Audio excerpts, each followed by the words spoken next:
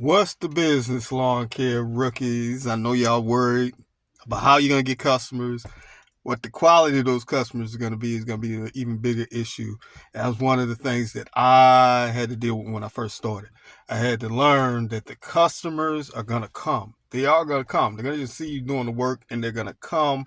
It's all about your approach. It's all about your ability to build value. It's all about your ability to offer a solution to that customer. It's also about your ability to make sure once you do that, you gain agreement on a solution that you've offered, and then you go ahead and ask for referrals. So let's talk about that 5-step process to make sure that you get quality customers this lawn care season and you're not out there cutting yards for free. Like myself, I've done it plenty of times, but you're here to learn from my mistakes. It's the Lawn Care Architect, aka Brian, owner and operator, Bouquet of Baton Rouge Lawn Care and Landscaping. And since we've been doing this channel, we've been sitting back listening to some of the biggest issues that new lawn care operators go through when they're first starting their business. And I'm here to tell you the biggest issue that you guys are currently facing right now, from what I've heard, is getting quality customers. Not only getting those quality customers, but keeping them.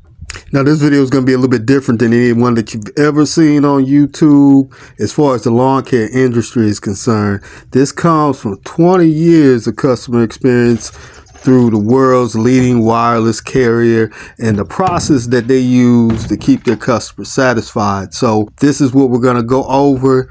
Let's check out these 5 steps and see if you can level up your lawn care game. Let's go. We're going to go ahead and get the elephant out the room.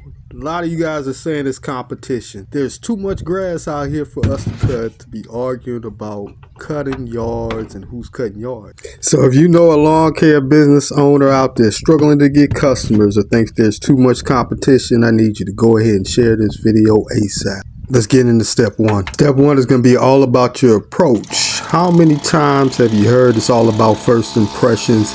And when your customer approaches you about cutting your yard, the first thing you need to do is be presentable, be professional. Make sure you're greeting your customer with a smile. You'll be surprised how often a smile will break all the tension. Your customer is coming to you with a problem, so it's your job to solve them, and half of it is your attitude and how you approach the situation when a customer comes up to you. Look, guys, I know we're introverts by nature. We want to be out there doing our own thing, but when it's time to talk to a customer, we need to get our mind right. And we need to start by focusing on our attitude and making sure that we got a positive attitude and we break the tension with a smile. And that is step 1, one of the most important steps in this whole process. So let's jump into step 2 real quick. Let's go. Now, step 2 is where we slow down to speed up. And what I mean by that is if you listen to the rest of this video, you'll find some information that's going to be real useful. In the building value phase of the process, this is where we really start cooking with grease and showing how our skills are going to pay off to the customer. But the most important thing is that we need to learn how to listen in this phase. The building value is all about listening to what the customer's concerns are all about. This way, when it comes to another step in the video, we'll see how it's going to benefit us. A lot of times we'll get in front of a customer and first thing we want to do is start talking and running our mouth, tell them, hey, this is what I can do for you. This is what my business is, blah, blah, blah, blah, blah. But we haven't listened to the customer's concerns. So therefore, when it comes down to an issue or a problem, guess what? If you did not mention that in your little spiel about everything that you do, the customer is going to move on to the next guy because they already assumed that that's a problem for you because you did not mention it. You weren't even listening to what the concerns were. So it's so important at this phase that we start to slow down, to speed up, and listen to what the client has to say at this time. Let's get to step 3. How many times have you bought a piece of lawn care equipment sold to you by a guy that's driven especially off of commission, and that's really all he's worried about, or basically maybe even it's the only thing he has to sell you? What are you winding up doing? You're going to be unsatisfied. You're going to probably wind up returning it, or you're going to be dealing with issues and dealing with a product that you did not want. Guess what? That's exactly how your customer or client's going to feel if you didn't follow the proper steps. And two, now you're not going to be able to offer them a solution that's going to be valuable to them because you didn't listen. So step 3 is all about listening and building value and offering a solution to that customer that's going to fit their needs. So now that you've gotten that established, you've heard everything that the customer has to say. All you're doing is turning around and telling the customer, hey, I can provide you with all those issues. We got to make sure we've checked to see if that client had a bad experience. That's a question that we must ask every time. If the customer had a bad experience with the previous guy, 9 times out of 10, they're going to tell you in step 2 when you're listening. So those are the issues that you want to cover. I know we all cut grass great. I know we all, trim the best, and, even the most professional guys out there.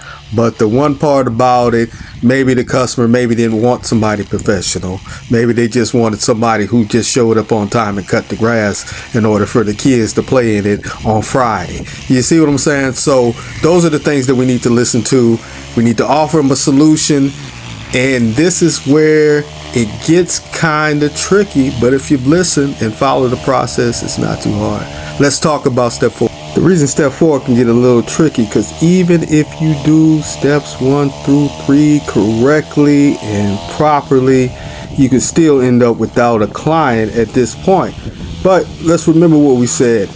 All clients are not for us. It's too much grass out here, and we are trying to get quality clients. This is where the client is going to step in and tell you, hey, what the last guy charged, right? It's always what the last guy charged. And guess what? The last guy isn't here anymore. So what does that mean? Obviously, there's some kind of issue with the last guy. If he didn't provide quality service, or he did not, show up on time, or whatever the issue may be, they may no longer be able to get a hold of them. But at this point, they've already given you the information that you need in order to give them a solution, and a valuable solution to what the problem was. So why not go with your service? And at the end of the day, if this customer does not want to gain agreement with you because you're offering a solution to the problems that they've talked to you about, it's not the customer for you. But guess what? If you're able to set your own price for the quality work that you do, pricing will never be an issue when it comes to this. You're not the last guy. You're not willing to take the loss. You're not willing to not show up on time. You're a professional. You're out there, you're getting the job done, and now it's time to show them what you're worth. So step 4 is really important. But let's get into step 5 and see if you guys may recognize it. Now that we produced a win-win situation for you and the customer, which is a WIFM, it's definitely called What's in It for Me. What's in it for you, and also from the approach of what's in it for the customer. You've provided a solution to the customer. You've solved an issue that they have. You've also done something that most people don't do. You've gained a quality customer that's willing to pay you on time, willing to pay you for the work that you're putting in. We're always working smarter, not harder. And if we could even help you, we're not working at all. We need to be making money when our eyes are closed. And this is the way that you're going to do it. The main way we're going to get this done is through referrals. Guys, once you provided this service to a customer, now it's time to turn it around on them. And if you remember earlier in the video, I asked you guys to share this video with somebody who might be experiencing the same issue. That's how simple this is. Just tell your customer, I've provided you with some value, and I'm hoping I've solved your issues. Do you know anybody else who maybe need this same issue solved? even if it's something different besides cutting grass. They may just need somebody to do their flower bed or whatever the other things that we may be into as far as lawn care operators. In this video, we've given you a blueprint to help you level up your lawn care business. We introduced ourselves as the owner and operator of Bouquet Baton Rouge. We sat back and we listened to the issue you guys were having with getting customers. We offered a solution with value. We gained agreement by you still watching the end of this video.